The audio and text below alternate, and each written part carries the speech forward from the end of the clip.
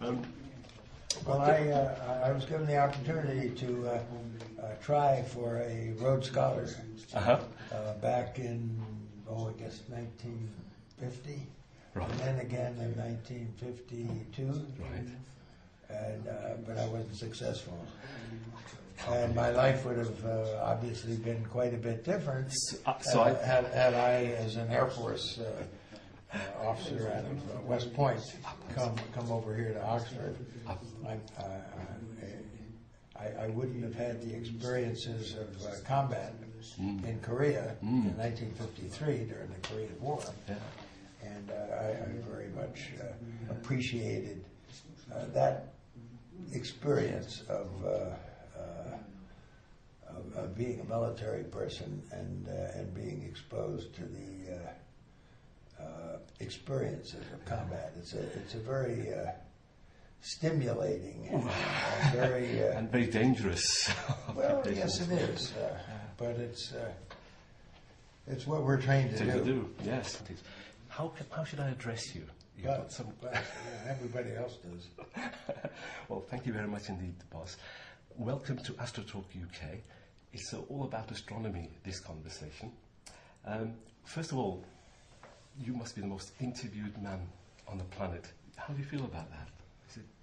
Well, I haven't given a lot of thought, but I'm sure I'm not the most interviewed person at all. Well, one of. We have these campaigns for a political office for the presidency, and those people are being interviewed all the time, continuous. I really feel sorry for them because they don't have much time in between to have privacy, and the demands on that kind of an office are just really kind of brutal in terms of your private life. Yeah, well, I've seen you on TV so many times. You have a wonderful sense of humour and you always come across very friendly. As a kid, as a youngster, did you ever have an interest in astronomy? I can't say I was following the things that were evolving, but I was more interested in being a part of an operator, a pilot in the air, than I was in looking out into the stars in the sky. You never had a telescope as a youngster, or? No, I never did. So when was that? But I do remember. I may have been 7, 8 years old. That I was walking at night and I saw the aurora borealis. Wow. And after a while, I thought, well, gee, I guess you see that every night, don't you? And no, you don't. Surely that wasn't from New Jersey, was it? Yes, it was. Wow. Yeah. It doesn't come down that No, it must have been quite a storm.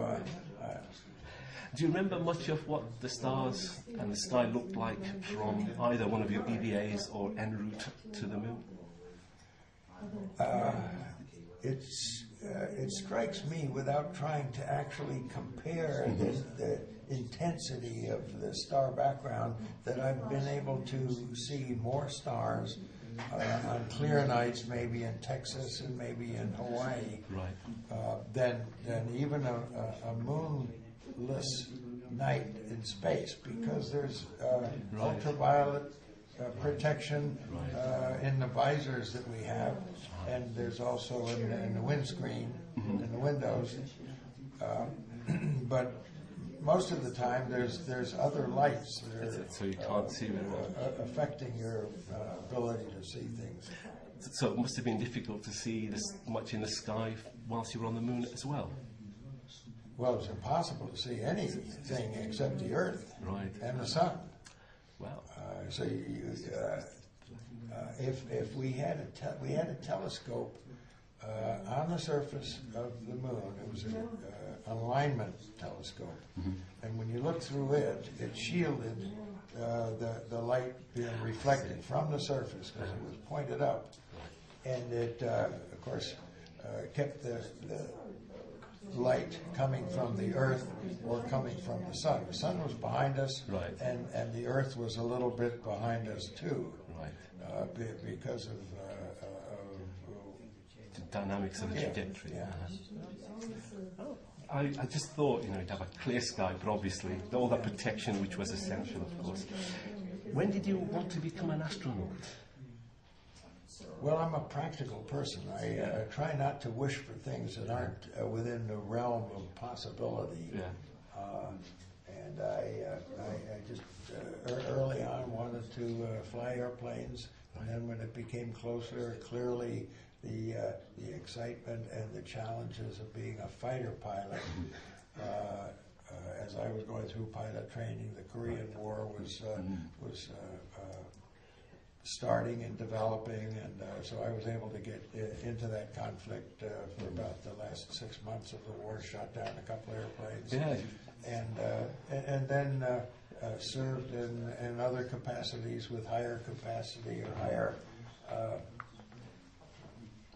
higher performance spacecraft, supersonic F-100s, and we transitioned over from patrolling the border to nuclear weapon delivery, and for a young pilot in his 20s to have the responsibility, in case the war begins, of delivering a nuclear weapon on some target in Eastern Europe is quite a it is, yes, quite an experience, quite a challenge. Tremendous. In your PhD thesis that you did, the line of sight guidance techniques for manned orbital rendezvous, you dedicated a thesis to the people and the crew of the present and future manned space programs. Sure. You expressed an interest there, I think, in joining the program, space program. Well, I knew at the time that I did not have the qualifications. I had not gone through test pilot training. I chose instead the time-consuming task of getting a doctor's degree at MIT, and I felt that perhaps there was some aftermath of a fairly serious case of hepatitis that I had had a couple of years earlier, that might eliminate chances for test pilot training. And as it turned out, it was a little bit of a challenge passing the NASA physical. But I felt that for the second group that I would apply anyway, even though I wasn't qualified, just to let them know what they were missing. I didn't really expect that they were going to say, "Oh, we're going to change the rules just for you," But they did change the rules the next year. But nobody would really admit that it was because of my application. They just felt that they were going to expand it a little bit. But you didn't have to have test pilot training for the third group. So there were 3 of us that were picked that I think were not actually trained test pilots. Back in 2002, is it true you whacked a guy because you have in your country, as we do have in our country, this conspiracy theorist? Is it true?